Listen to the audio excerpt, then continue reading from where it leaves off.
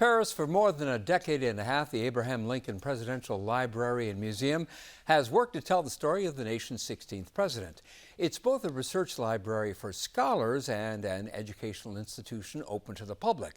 Recent years have been a little bumpy, though, with the departure of a state historian and executive director and debates over the authenticity of a high-profile artifact, a stovepipe hat.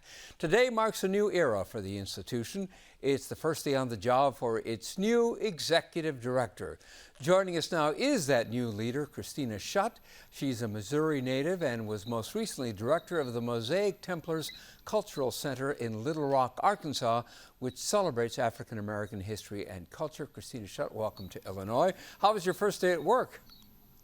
It was excellent. I got to meet with some of the staff today, as well as welcome busloads of visitors and school children that we've had visiting us. So it was a great first day. You grew up in a family that valued learning deeply. Tell us about that family culture.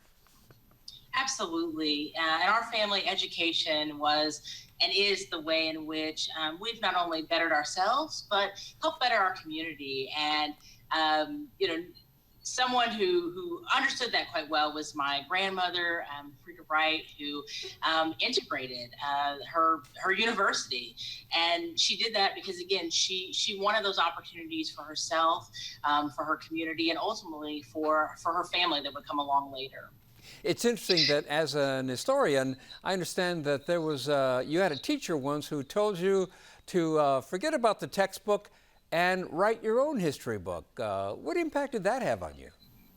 Oh, that had a huge impact on me because it helped me understand that history is not just some faraway foreign place that we visit, but history is alive, that history is something that we can be engaged in, and that understanding our history helps us to understand the world in which we live in now and help us to make informed choices about the world we want to live in.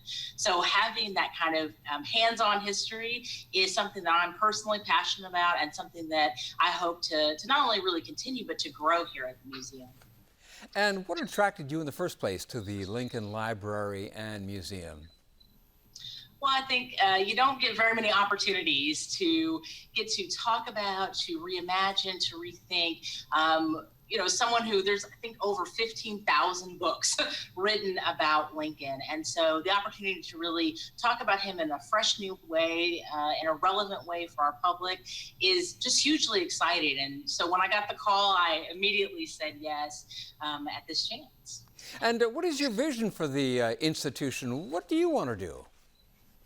Yeah, I think core and central to my vision really is about welcoming the community, helping to really center Lincoln in the context of not just who he was at the time, but who he is for us today.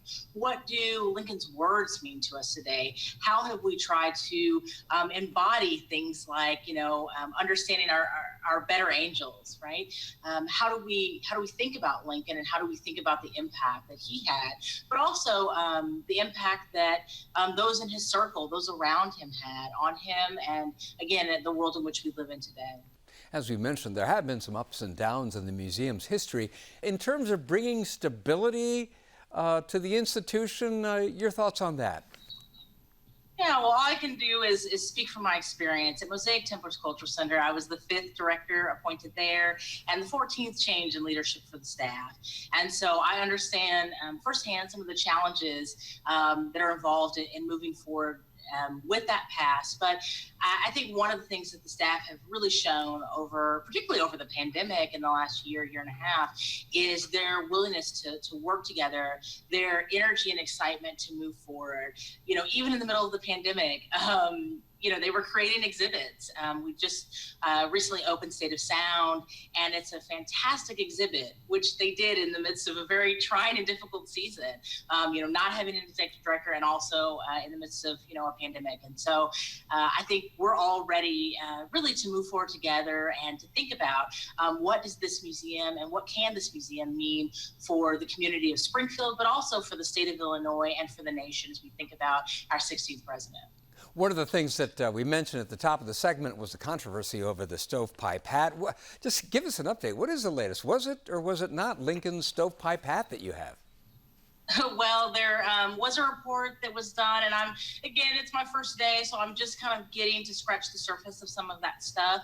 I know that there is kind of a committee that's working on that, but as always, we'll keep the public updated as that information comes to light and as we learn that from textile experts and people in the community.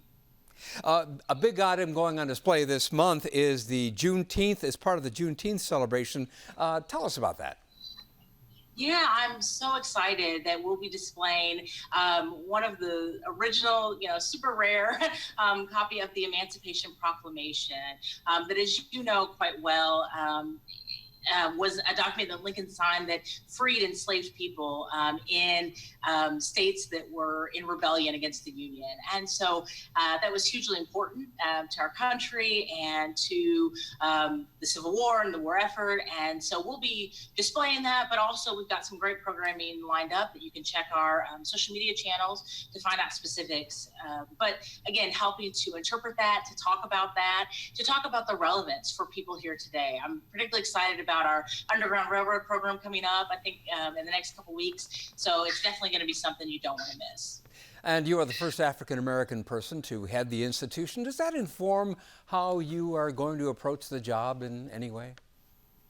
Sure. Well, I always say that when I come to work, I bring all my identities with me. So I bring my womanness, I bring my blackness, I bring my degrees, I bring all the ancestors, as we would say in the Black History Museum community when I come into work. And so in terms, for me, I think growing up in a situation where I didn't see myself represented in museums, I didn't see people who looked like me, it's always encouraged me and inspired me to look around and see, well, what stories aren't being told? What history hasn't been shared? And how can we bring that into our institution? How can we bring that community to be a part of the museum, to be part of the story that we're telling about really American history, because that's what we're doing, right? It's not just African American history or Latinx history or Indigenous history, right? It is American history. And so how can we tell that in a bold and new way?